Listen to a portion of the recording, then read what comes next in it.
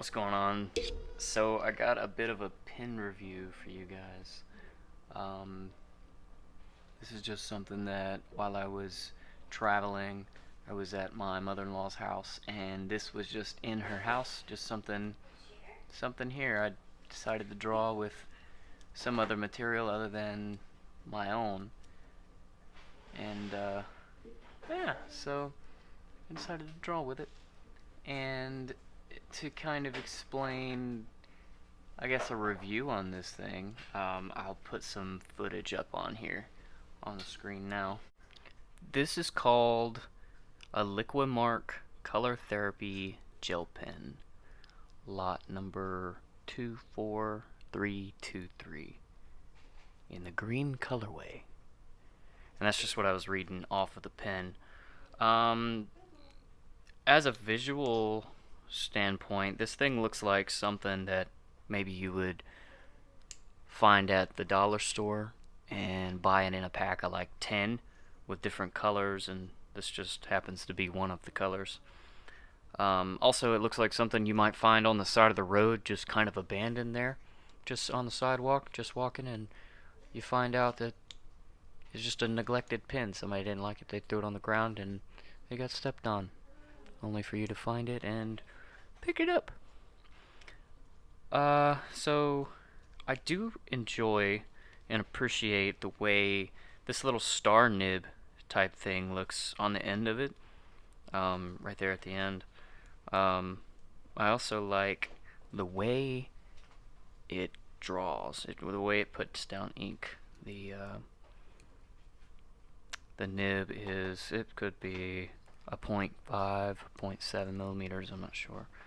But this little, it's a ballpoint pen, and it has a bit of this metal nib for some support, I suppose. The cap, the cap posts, the cap posts pretty well, which is, I mean, standard for, say, just any of these little cheap pens. These, a big pen or just something with a lid on it, you know, it's kind of standard for it to post, meaning it sticks on the back of it. And it doesn't necessarily, I mean, it's just nice, I guess, I do suppose.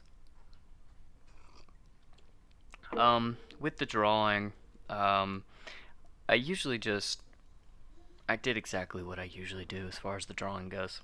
I just kind of made a bit of a squiggle and a little squiggle little, and just kind of made random shapes and built it up until it formed a much larger, more detailed shape, and then just kind of push it in a certain direction that I felt it needed to go.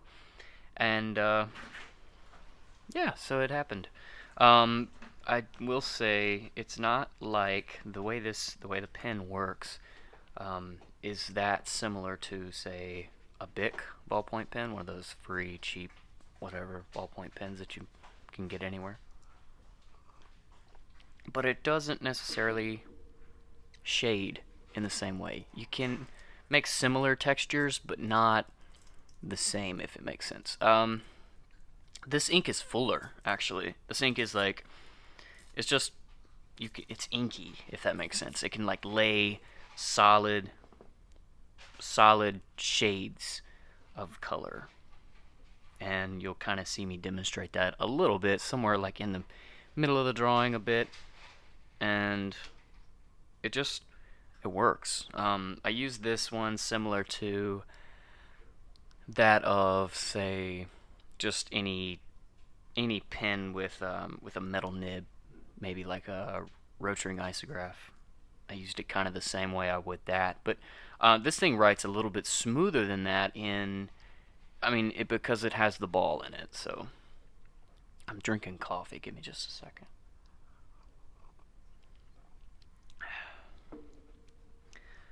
So, yep, yep.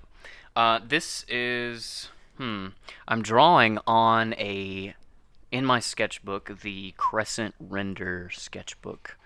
And this isn't a review necessarily on that sketchbook, but the paper itself is really thick, and something that I noticed, well, let me see if I can mark on like a cheap piece of paper real quick, and I can review that as to compare to the more expensive, nicer paper, I suppose. Yeah, so it writes standard. It writes standard. It's good. It's good. It feels good to write with. But this I just decided to draw with it in my sketchbook, and it with the metal nib, it kind of like dug into the paper a little bit whenever I inked in, like right now in the video, like I'm inking in this blocking of color. Um, and so it laid down a lot of ink, and then the metal nib on the end of the pen started to kind of dig into the paper after I had laid a good amount of ink into the paper, and it started to like feather. You know what I mean? Like whenever the paper kind of like pulls up, and it's not ideal, essentially. But that being said, this Crescent render paper it feathers more than say just a piece of copy paper or just any other sketchbook, really, because I mean it's really thick paper, so it is what it is. But like I said, I'm just drawing on this regular standard journal, or just a notebook, something I just jot some quick notes down in and do a quick doodle. And let me lay down some ink real quick, some really good ink. And I know you can't see it, but it's not feathering. That's cool. That's cool. Let me see what else. We're really, I mean, I guess I could just talk about how. That's my son. He's eating, probably playing with his food. I mean, really, there's not much to say about it other than, like, you can go pick this up at your standard dollar store. I guarantee it. I think this one came from Fred's, actually. That's what my mother-in-law said. That's where she got them. And I could only imagine them being a couple of dollars. That can't be too expensive, you know? But, like I said, I drew this drawing. I did this while over the weekend. And it's now, what, Thursday? So I did this over the weekend, Saturday and Sunday. And I'm just now getting over to this review, which is kind of not ideal. But it is what it is. And I mean, yeah. So with this drawing, I started to probably like 20 minutes into the drawing. I really wanted to push this into like some sort of theme, being like something outdoorsy because it's green.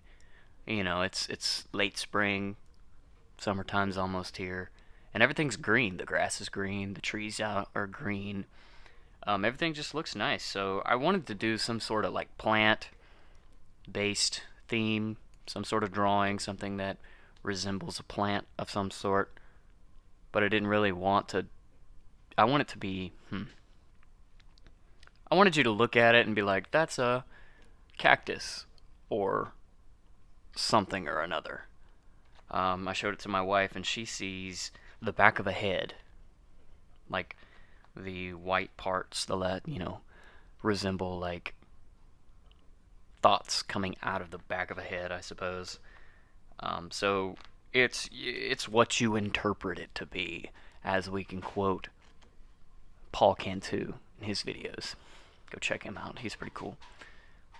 But I mean, yeah, not much to say else. Not really much to say other than the fact that I really hope you enjoy the video.